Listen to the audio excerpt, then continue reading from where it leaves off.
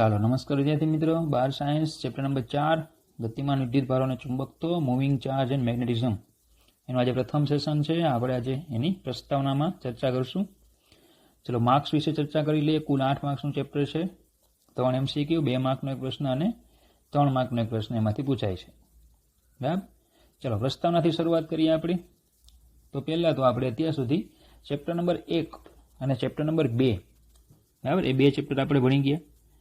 Chapter number 1 અને chapter number 2, આ બંને ચેપ્ટરો જે છે એ સ્થિત વિદ્યુત શાસ્ત્રના ચેપ્ટરો હતા, જેમાં વિદ્યુતભાર સ્થિર હતો. બંને ચેપ્ટરો જે છે એ સ્થિત વિદ્યુત શાસ્ત્રના ચેપ્ટર હતા. પછી આપણે ભણ્યા ચેપ્ટર નંબર 3, જેમાં વિદ્યુત ભાર જે છે એ વિદ્યુતભાર અચળ વેગથી ગતિ કરે છે એવું આપણે સ્વીકારતા, પેલો ડ્રિફ્ટ વેગ આપણે કહેતા. તો આ બંને જે ચેપ્ટર, આ ત્રણેય જે ચેપ્ટરો છે એ વિદ્યુતના ચેપ્ટરો કહેવાય. હવે આપણે ચર્ચા કરશું ચેપ્ટર નંબર 4ની. બરાબર. એ આપણે જોઈશું કે ભાઈ વિદ્યુત ભાર ગતિ કરે તો એ ચુંબકીય ક્ષેત્ર ઉત્પન્ન કરે. વિદ્યુત ભાર ગતિ કરે તો ચુંબકીય ક્ષેત્ર ઉત્પન્ન કરે. બરાબર. ચુંબકીય ક્ષેત્ર ઉત્પન્ન કરે એ ચોથું અને પાંચમું, એ બંને ચેપ્ટર ચુંબકત્વના ચેપ્ટરો કહેવાય. કેના કહેવાય? એ ચુંબકત્વ. તો લગભગ 2000થી વધુ વર્ષથી આ બંને શાખાઓ જાણીતી છે, વિદ્યુત અને ચુંબકત્વ. પણ બંને કેવી? અલગ અલગ. એમ બંને અલગ અલગ રીતે જાણીતી છે. મતલબ કે બંનેને એકબીજા સાથે કોઈ સંબંધ નથી એવું શરૂઆતના વર્ષોમાં વૈજ્ઞાનિકો માનતા હતા. પણ 1820માં એક ઘટના બની. એ ઘટનાએ આ બંને શાખાઓ જે છે, બંને શાખાઓને બરાબર ભેગી કરી. જે ઘટના બની એને શું કર્યું? બંને શાખાઓને ભેગી કરી અને બંને વચ્ચે ગાઢ સંબંધ છે એવું જણાયું. બરાબર. તો જો વિદ્યુત અને ચુંબકત્વ બંને લગભગ 2000 કરતાં વધુ વર્ષથી જાણીતી છે. આમ છતાં 1820માં આશરે 200 વર્ષ પહેલા સ્પષ્ટ રીતે જાણવા મળ્યું કે બંને એકબીજા સાથે ગાઢ રીતે સંકળાયેલા છે. બરાબર. તો ચલો એની શરૂઆત કોણે કરી? 1820માં જે બરાબર આ જાણવા મળ્યું કે ભાઈ બંને શાખાઓ એકબીજા સાથે ગાઢ રીતે સંકળાયેલી છે. બરાબર. તો એવું કોણે અનુભવ કર્યો? તો વૈજ્ઞાનિક, તમને ખ્યાલ જ હશે, ઓસ્ટેડ તમે ભણી ગયા છો. ઓસ્ટેડ 10મા ચેપ્ટરમાં, સોરી માફ કરજો, 10મા ધોરણમાં. બરાબર. ઓસ્ટેડ એ ડેનમાર્કની શાળાના એક વિજ્ઞાન શિક્ષક હતા. કીધું છે ઓસ્ટેડનું અવલોકન, એટલે આ એક અવલોકન જ છે, કોઈ નિયમ એને બનાવ્યો નહોતો. બરાબર. ખાલી એને શું, જે એને જોયું હતું એ ખાલી એને લખ્યું છે. ઓકે. તો 1820ના ઉનાળામાં પીરિયડ દરમિયાન, એટલે લેક્ચર દરમિયાન પ્રાયોગિક નિદર્શન કરતી વખત, એટલે કે એક પ્રયોગ બતાવતા હશે. નિદર્શન એટલે જોવું, એમ કંઈક એક પ્રયોગ બતાવતા હશે ફિઝિક્સનો. ડેનિશ ભૌતિકશાસ્ત્રી હાન્સ ક્રિશ્ચિયન ઓસ્ટેડે અનુભવ્યું કે, શું અનુભવ્યું? સીધા તારમાંથી વિદ્યુત પ્રવાહ પસાર કરતી વખતે, એક સીધો તાર તમે લઈ લો, એમાંથી વિદ્યુત પ્રવાહ પસાર કરો, તો વિદ્યુત પ્રવાહ પસાર કરતી વખતે તેની આજુબાજુમાં રહેલી ચુંબકીય સોયમાં કોણાવર્તન થાય છે. સીધો તાર લો, એમાંથી વિદ્યુત પ્રવાહ પસાર કરો, એટલે એની આજુબાજુમાં, બરાબર, આજુબાજુમાં કંઈક ચુંબકીય સોય તમે મૂકી દો તો એમાં કોણાવર્તન થાય છે એવું એને જોયું. બરાબર. દાખલા તરીકે સમજો કે ભાઈ ધારો કે આપણે એક સીધો તાર લઈએ, એની ઉપર આપણે એક મેગ્નેટિક સોય મૂકી દઈએ, જે હોકાયંત્ર આપણે કહીએ. હવે હોકાયંત્ર તમને ખ્યાલ છે કે એ હંમેશા ઉત્તર દક્ષિણ દિશામાં એની સોય સ્થિર થયેલી હોય. બરાબર. જે સોય છે, ચુંબકીય સોય છે, ઉત્તર દક્ષિણ દિશામાં હોય. તો તમારે શું કરવાનું? જે તમારી પાસે જે હોકાયંત્ર છે, તમે એને રૂમમાં રાખો, તો એની સોય જે રીતે સ્થિર થયેલી હોય એ દિશામાં, એ રીતે તમારે તારને ગોઠવી દેવાનું, એટલે કે એને સમાંતર થઈ જાય. બરાબર. ચલો બાકી પરિપથ જોઈન્ટ કરેલો છે, અહીંયા 2 જોઈન્ટ કરી છે. અત્યારે ચુંબકીય સોય ઉત્તર દક્ષિણ દિશામાં સ્થિર હોય. હવે જેવો એમાંથી વિદ્યુત પ્રવાહ તમે પસાર કરો, કોણ જોઈન્ટ કરી દો, એટલે વિદ્યુત પ્રવાહ પસાર થાય.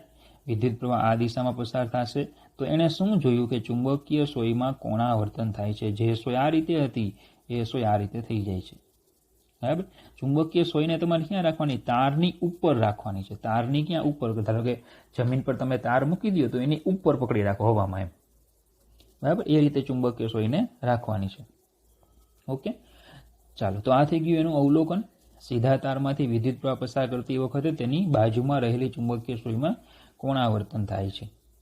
બરાબર. હવે પ્રશ્ન એ કે ભાઈ આ કોણાવર્તન તો થાય છે, પણ એ બરાબર, જુદી જુદી જગ્યાએ હું ચુંબકીય સોયને રાખું તો કોણાવર્તન કઈ રીતે થશે, બરાબર. તો એણે આવું જણાવ્યું કે તેમણે શોધ્યું કે ચુંબકીય સોયનું કોણાવર્તન સીધા તારને કેન્દ્ર તરીકે તમે લઈ લો.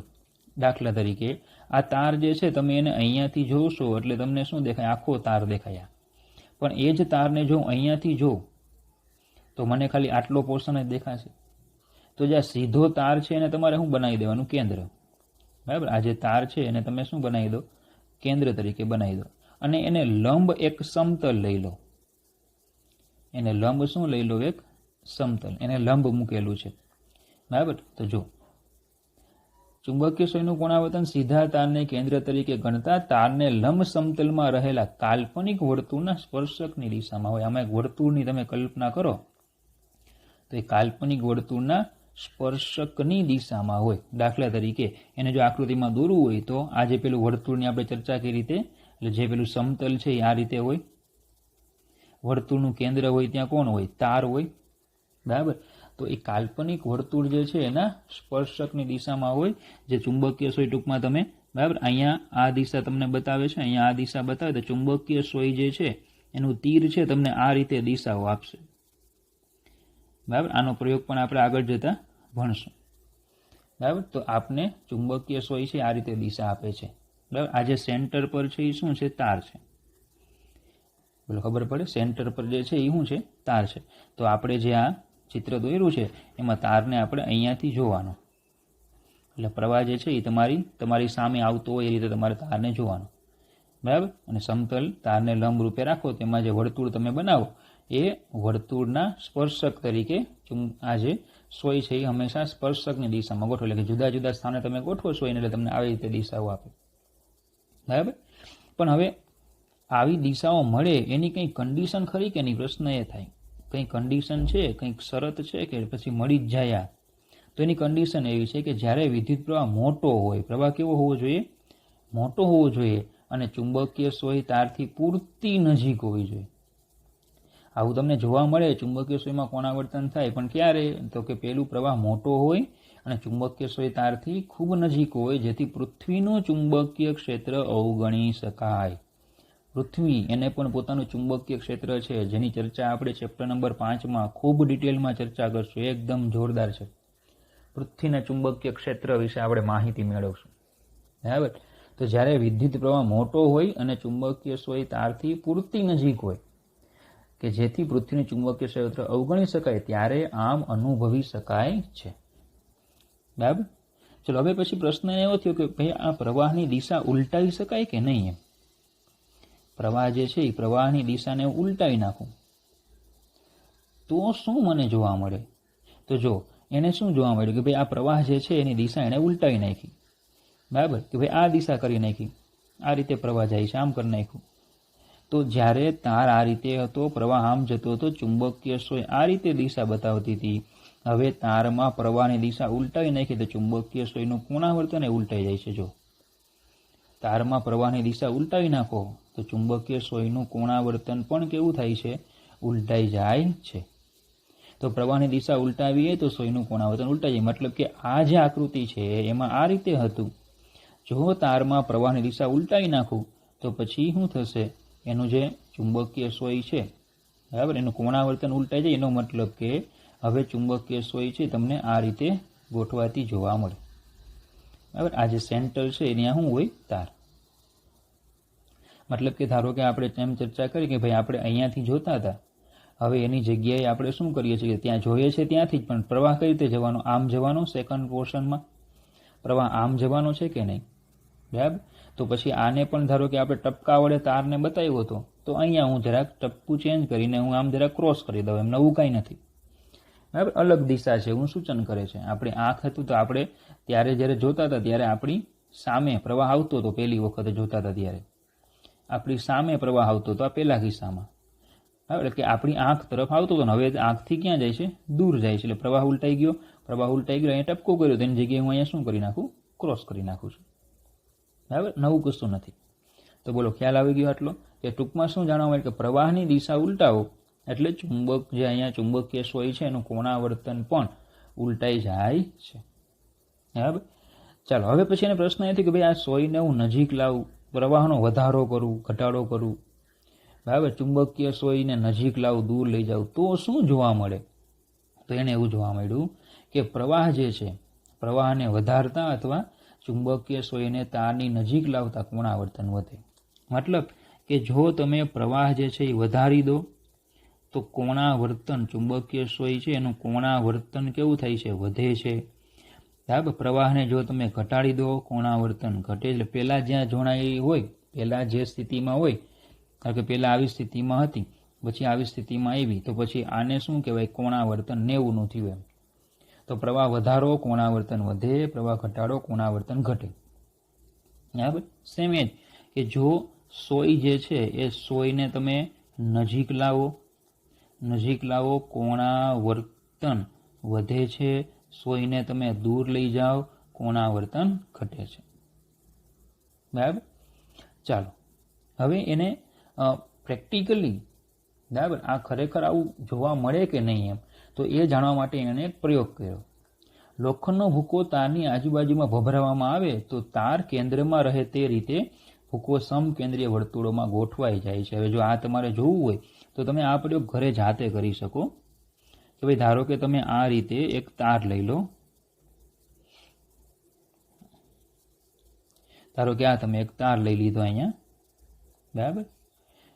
ચાલો હવે એને બેટરી સાથે જોઈન્ટ કરી દો, અથવા પહેલાં તો એમાંથી એક તમે સમતલ આ રીતે પસાર કરો, એક પૂઠું, તારની આરપાર એક પૂઠું પસાર કરી દો આ રીતે.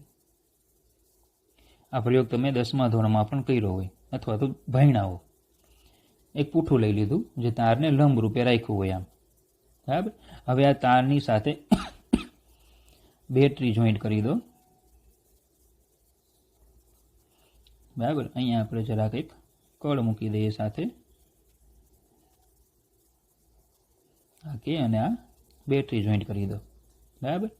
ચાલો હવે બેટરી જોઈન્ટ કરશો એટલે આ રીતે રચના તૈયાર થઈ.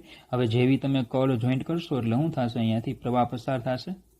આ રીતે પ્રવાહ પસાર થાય તો એણે શું કીધું કે ચુંબકીય ક્ષેત્ર કઈ રીતે હોય? તો આપણે આગળ પણ હમણાં કીધું કે ભાઈ સેન્ટરમાં તાર છે, તાર કેન્દ્રમાં હોય અને સમકેન્દ્રીય આ રીતે વર્તુળો બને.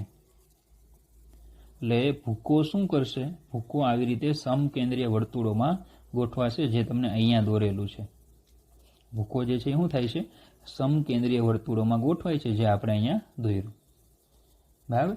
અને સેમ જો તમે આની આજુબાજુ ચુંબકીય સોયને મૂકતા જાઓ, હવે જે તાર છે, બરાબર, તારમાં ધારો કે અહીંયા હું ચુંબકીય સોય મૂકું, બરાબર, તો એ મને આ રીતે દિશાઓ આપશે. એમ હું જુદા જુદા સ્થાનોએ ચુંબકીય સોય મૂકતો જાઉં તો મને એની શું મળે? કંઈક દિશા મળે. આ જે સમોસું છે એ ચુંબકીય સોય બતાવે છે, તો આ શું આપશે? તમને દિશા આપશે, જે તમને આકૃતિમાં આ રીતે દોરી છે. આ રીતે ચુંબકીય સોય અલગ અલગ સ્થાને ગોઠવાય. તો પહેલાં આ રીતે આમ દિશામાં પ્રવાહ છે, ધારો કે આ રીતે ગોઠવાય છે. હવે ઉપર તરફ પ્રવાહ જાય, ધારો કે આ રીતે ગોઠવાય છે. ખબર પડે, બરાબર.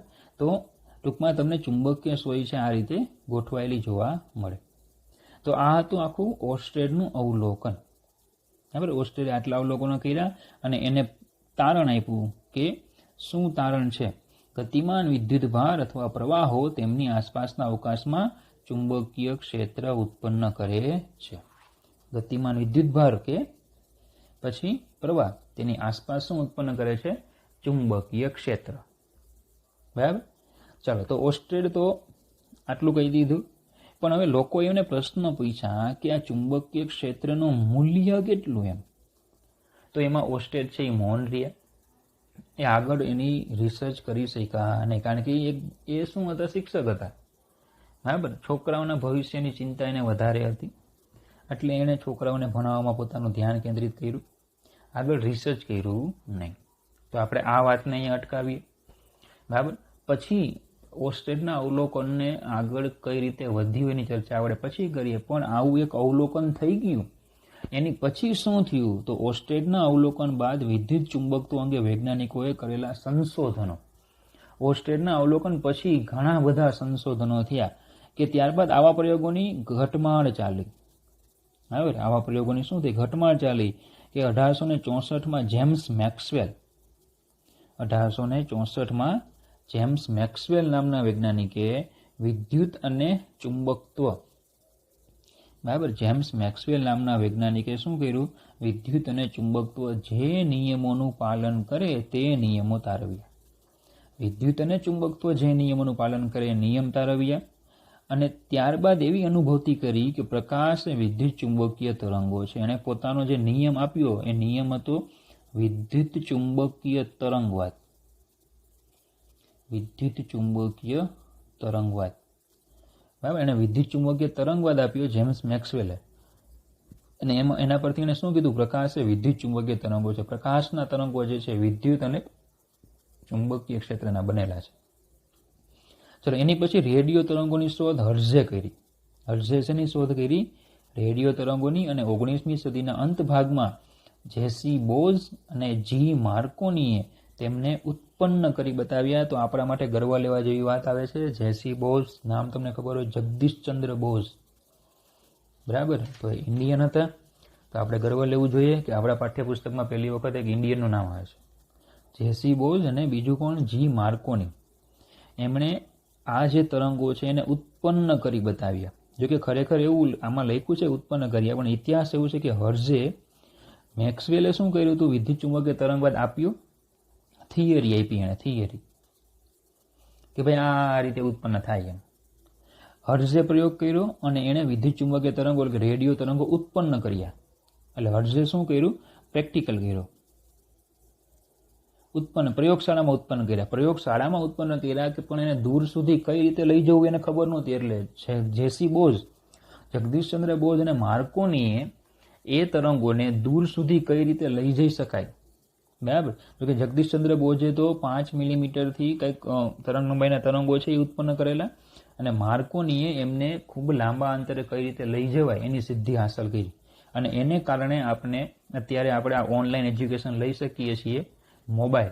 મોબાઈલ ફોન જે આવ્યા, બરાબર, એનો આખો પાયો છે મેક્સવેલ, એની પછી હર્ટ્ઝ, એની પછી જેસી બોઝ અને જી માર્કોની.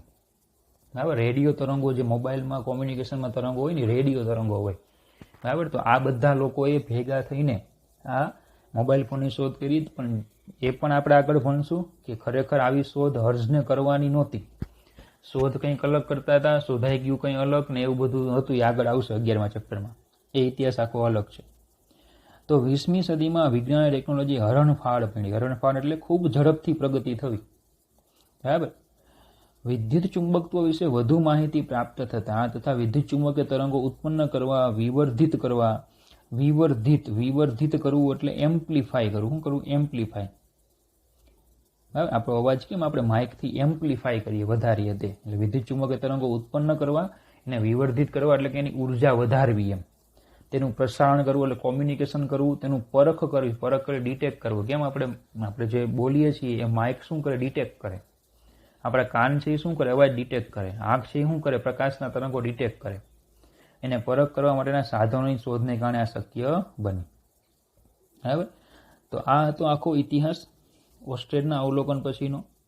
બરાબર, ચાલો તો થોડીક બાબતો આપનામાં ચર્ચા કરી છે, પણ ઓસ્ટેડનું અવલોકન પછી ચુંબકીય ક્ષેત્રનું મૂલ્ય કઈ રીતે શોધાય તેની ચર્ચા આપણે આગળ કરશું. ચાલો, એની પછી છે બે દિશાઓની ચર્ચા જરાક આપણે આપી છે અહીંયા કે પૃષ્ઠમાંથી બહાર આવતા અને અંદર દાખલ થતા વિદ્યુત પ્રવાહોની ચુંબકીય ક્ષેત્ર અને બરાબર વિદ્યુત ક્ષેત્ર દર્શાવતી પ્રણાલિકા જણાવો. અહીંયા છે બહાર આવતા. બરાબર, પૃષ્ઠમાંથી બહાર આવતા અને અંદર દાખલ થતા વિદ્યુત પ્રવાહોની ચુંબકીય ક્ષેત્ર અને વિદ્યુત ક્ષેત્ર દર્શાવવાની પ્રણાલિકા જણાવો. મતલબ કે એવી વાત છે કે આપણે અહીંયા કેમ કહેતા કે ભાઈ, મેં એમ કીધું અહીંયા કે ભાઈ પ્રવાહ જે છે એ આ રીતે અહીંયા આવે છે.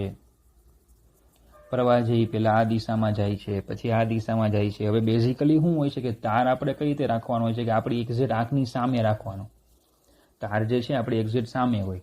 ઘણી વખત એવું બને. ઘણી વખત તાર શું હોય છે કે આપણી એક્ઝેક્ટ સામે હોય તો પૃષ્ઠમાં જે છે આપણે દોરશું તો શું કરશું? ટપકું કરશું.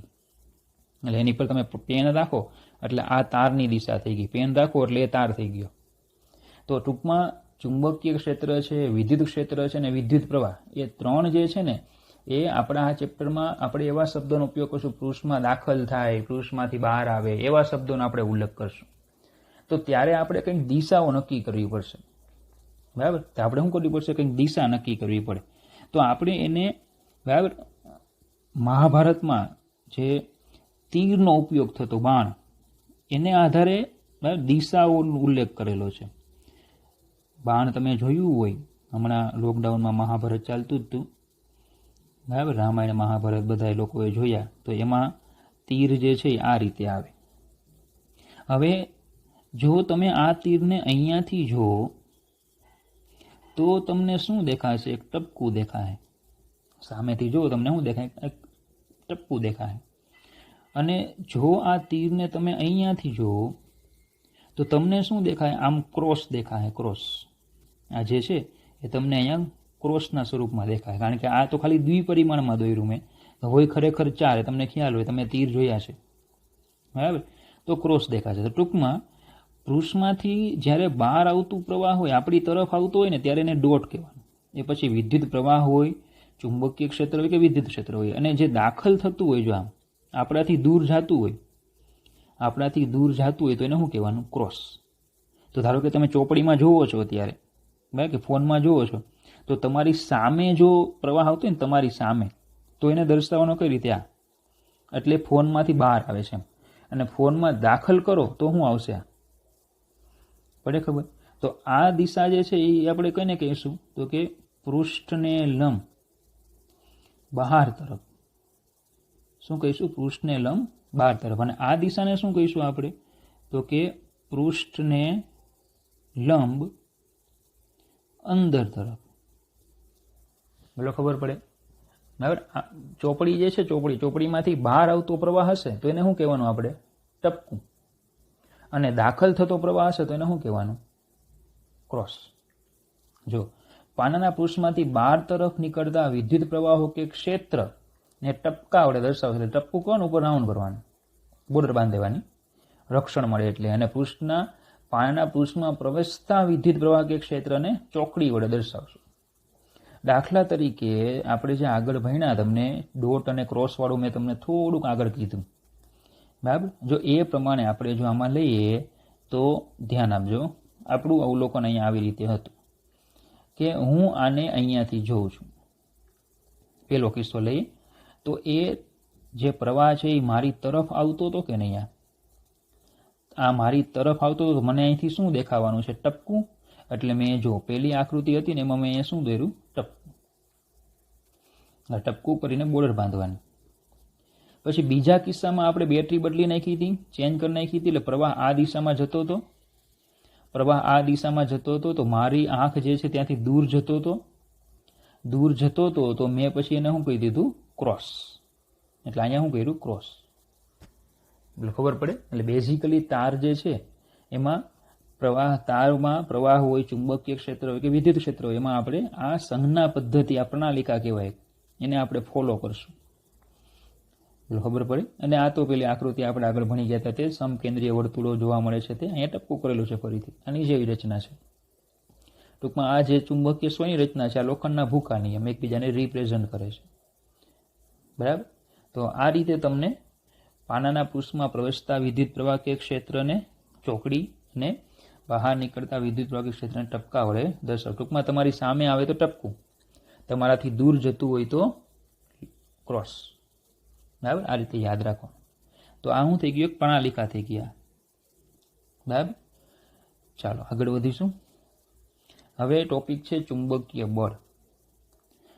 એમાં આપણે ટોપિક નંબર 4.2 છે આ ચુંબકીય બળ. એમાં આપણે પહેલો પોઈન્ટ લઈશું, ઉદ્ગમો અને ક્ષેત્રો. આપણે વિદ્યુત ક્ષેત્ર અને બળ એના વિશે આપણે અભ્યાસ કરી ગયા છીએ. વિદ્યુત ક્ષેત્ર અને વિદ્યુત બળ તો આપણે આવું ભણી ગયા છીએ એમાં કે ધારો કે કોઈ ક્યુ વિદ્યુતભાર હોય, ક્યુ વિદ્યુતભારથી આર અંતરે ક્ષેત્ર E બરાબર 1/4πε0 Q/r².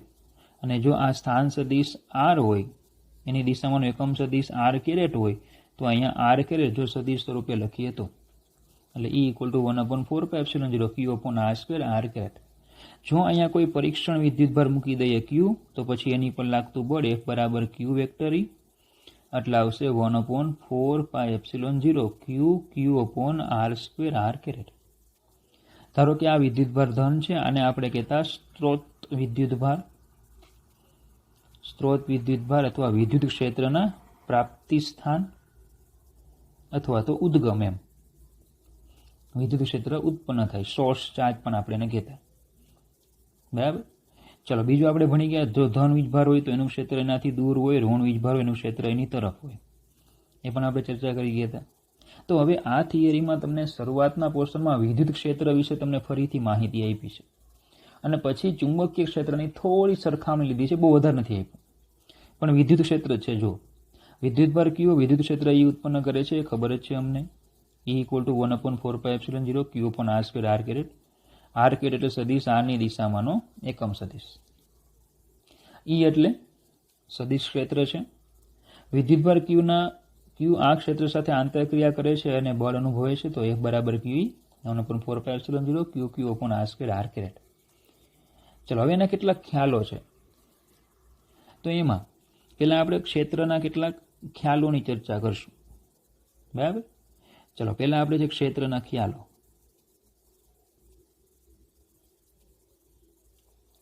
તો ક્ષેત્ર એ કોઈ માનવ સર્જિત વસ્તુ નથી, પરંતુ ભૌતિક મહત્વ છે. વિદ્યુત ક્ષેત્રનું ભૌતિક મહત્વ છે, જે ચેપ્ટર 1 આપણે ભણી ગયા ત્યાં. આપણે વિદ્યુત ચુંબકીય તરંગોની ચર્ચામાં વિદ્યુત ક્ષેત્રનું ઘણું મહત્વ છે, ચેપ્ટર 1 આપણે અભ્યાસ કરી ગયા છીએ. તે ઉર્જા અને વેગમાનનું વહન કરી શકે છે. કઈ રીતે? તો કે ભાઈ Q વિદ્યુતભાર છે, તમે એને બાહ્ય ક્ષેત્રમાં મૂકશો એટલે શું લાગશે? F = QE જેટલું બળ લાગશે. તો એનો પ્રવેગ આવશે E/m.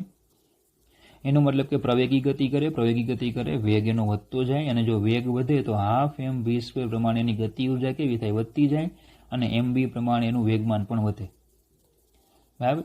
તો તે ઉર્જા અને વેગમાનનું શું કરે છે? વહન કરે છે. દાખલા તરીકે વિદ્યુત ચુંબકીય તરંગો આપણે ભણશું. વિદ્યુત ચુંબકીય તરંગો તે ઉર્જા અને વેગમાનનું વહન કરે છે. ઉર્જાનું વેગમાન તમને ખબર પડે કે ભાઈ સૂર્યમાંથી જે ઉર્જા છે એ પૃથ્વી સુધી પહોંચે છે, પ્રકાશ ઉર્જા છે, ઉષ્મા ઉર્જા છે. તો ઉર્જા અને વેગમાનનું વહન કરી શકે છે. એટલે વિદ્યુત ક્ષેત્ર ઉર્જા અને વેગમાનનું વહન કરે છે. તે તક્ષણ ઉદ્ભવતું નથી, પરંતુ તે વહન માટે ચોક્કસ સમય લે છે. એ આપણે ખ્યાલ છે કે વિદ્યુત ચુંબકીય જે ક્ષેત્રો છે, વિદ્યુત ચુંબકીય ક્ષેત્રો, બરાબર, એનાથી બને વિદ્યુત ચુંબકીય તરંગ, એટલે પ્રકાશના તરંગો. વિદ્યુત ચુંબકીય તરંગ બને જેની શૂન્ય અવકાશમાં ઝડપ, બરાબર, 3 × 10⁸ મીટર/સેકન્ડ હોય છે. એનો મતલબ કે 1 સેકન્ડમાં તે કેટલું અંતર કાપે? 3 × 10⁸ મીટર. એટલે કંઈક ડીલે છે, આમાં છે, એટલે કંઈક સમય લાગે છે. ક્ષેત્રના આ ખ્યાલોનો ફેરાડેએ વિશેષ આગ્રહ રાખ્યો હતો, અને મેક્સવેલે વિદ્યુત ચુંબકત્વના એકીકરણમાં તેનો ઉપયોગ કર્યો હતો. વિદ્યુત ચુંબકત્વનું એકીકરણ કોને કર્યું? તો કે મેક્સવેલે વિદ્યુત અને ચુંબકત્વને બહુ સારી રીતે એક કર્યા. એકીકરણ એટલે શું? એક કરવું. બંને શાખાઓ ભેગી થાય અને એક બને. એવી કોને કર્યું? મેક્સવેલે. ક્ષેત્ર અવકાશના દરેક બિંદુના સ્થાન પર આધારિત હોવા ઉપરાંત તે સમય સાથે પણ બદલાઈ શકે છે. એટલે કે તે સમયનું વિધેય પણ હોઈ શકે છે. જે આપને ખબર જ છે કે વિદ્યુત ક્ષેત્ર જે છે એ અંતર r પર આધાર રાખે છે, અને સાથે શું કે છે? તે સમયનું વિધેય પણ હોઈ શકે છે. પણ આપણે ચેપ્ટર જ્યાં સુધી ફિઝિક્સ ભણશું ત્યાં સુધી આપણે વિદ્યુત ક્ષેત્રને સમયથી સ્વતંત્ર લઈશું. બરાબર. આપણે ક્યાંય પણ સમયનો ઉલ્લેખ આવશે નહીં. ચેપ્ટર 1, 2 આપણે ભણી ગયા, ક્યાંય આપણે સમયનો ઉલ્લેખ ન આવતો. એટલે આપણે જ્યાં સુધી ચેપ્ટર ભણીએ ત્યાં સુધી આપણે વિદ્યુત ક્ષેત્ર છે સમયથી સ્વતંત્ર જ ગણવાનું છે. પણ સ્થાન પર આધારિત છે, એ પાકું. સ્થાન પર આધારિત છે કે Q/r². બરાબર. સમય સાથે બદલાઈ શકે છે. યાદ રાખવાનું MCQ માટે, સમય સાથે બદલાઈ શકે છે, પણ આપણે ધારીએ છીએ કે એવું અચળ. બરાબર. ચાલો પછીનો પોઈન્ટ છે કે કોઈ બિંદુએ વિદ્યુત ક્ષેત્ર એક કે વધુ વિદ્યુતભારને કારણે હોઈ શકે. સીધી વાત છે કે ભાઈ Q1 વિદ્યુતભાર છે, Q2 વિદ્યુતભાર છે, Q3 વિદ્યુતભાર છે, તો પછી જે તે P બિંદુ પાસે ક્ષેત્ર, એમાં 3 વિદ્યુતભારનો હાથ હોય, E1 હોય, E2 હોય, E3 હોય. તો પછી P બિંદુ પાસે પરિણામી ક્ષેત્ર એટલે શું કરતા આપણે? તો કે 3 ક્ષેત્રોનો સદિશ સરવાળો. ધારો કે આવા n વિદ્યુતભારો હોય તો સદિશ સરવાળો એટલે વેક્ટર En, ત્યાં સુધી સરવાળો થાય. તો આને આપણે કહીએ છીએ શું? સંપાતપણાનો સિદ્ધાંત. શું કહેવાય આને? સંપાતપણાનો સિદ્ધાંત. તો કોઈ બિંદુએ વિદ્યુત ક્ષેત્ર એક કે વધુ વિદ્યુતભારને કારણે હોઈ શકે. જો વધારે વિદ્યુતભાર હાજર હોય તો આ ક્ષેત્રોનો સદિશ સરવાળો થાય છે. આને સંપાતપણાનો સિદ્ધાંત કહે છે. એક વખત ક્ષેત્ર જાણવા મળે, ધારો કે તમારી પાસે અહીંયા કેપિટલ ક્યુ વિદ્યુતભાર છે, આ પી બિંદુ છે, ત્યાં પી બિંદુ આગળ ક્ષેત્ર તમને ખબર પડી ગઈ, તો મારે અહીંયા હું ક્યુ વિદ્યુતભાર મૂકું તો એની પર લાગતું બળ એટલે શું આવશે? F બરાબર ક્યુ ઈ. તો તમને ખબર હતી જ. તો શું કહે છે કે એક વખત ક્ષેત્ર જાણવા મળે. તમને ક્ષેત્ર મળી ગયું પછી વિદ્યુતભારનું કોઈ કામ નથી. આનું ક્ષેત્ર કોને લીધે ઉત્પન્ન થાય છે એનું આપણે કોઈ કામ નથી, પણ એક વખત ક્ષેત્ર મળવું જોઈએ. એટલે કે પરીક્ષણ વિદ્યુતભાર પર લાગતું બળ F બરાબર QE પરથી મેળવી શકાય. તો આજે બધા હતા ને વિદ્યુત ક્ષેત્રના ખ્યાલો હતા. હવે આને ચુંબકીય ક્ષેત્ર સાથે કઈ રીતે સંકળાય? તો જો જેવી રીતે સ્થિર વિદ્યુતભારો વિદ્યુત ક્ષેત્ર ઉત્પન્ન કરે તેવી જ રીતે વિદ્યુત પ્રવાહો કે ગતિમાન વિદ્યુતભારો ચુંબકીય ક્ષેત્ર ઉત્પન્ન કરે છે. બરાબર, તેને B ઓફ R વડે આપણે દર્શાવશું, જે પણ સદિશ ક્ષેત્ર છે. બરાબર, ટૂંકમાં વાત એવી છે કે વિદ્યુતભારો જો સ્થિર હોય તો ઉત્પન્ન થાય વિદ્યુત ક્ષેત્ર, અને જો વિદ્યુતભારો ગતિમાન હોય, ગતિમાન વિદ્યુતભારો પ્રવાહનું નિર્માણ કરે, અને તો પછી ઉત્પન્ન થાય ચુંબકીય ક્ષેત્ર. આટલું યાદ રાખવાનું. તેને વિદ્યુત ક્ષેત્ર જેવા કેટલાક મૂળભૂત ગુણધર્મો છે. દાખલા તરીકે તે અવકાશમાં દરેક બિંદુએ વ્યાખ્યાયિત કરી શકાય, વિદ્યુત ક્ષેત્ર પણ વ્યાખ્યાયિત કરી શકાય, અને તે પણ સમય પર આધારિત હોઈ શકે છે. એ પણ કેવું છે? સમય પર આધારિત હોઈ શકે છે. પણ ફરીથી વિદ્યુત ક્ષેત્રની જેમ જ સમય પર આધારિત હોઈ શકે છે, પણ આપણે આપણા ચેપ્ટરોમાં સમય સાથે સ્વતંત્ર લેવાનું છે.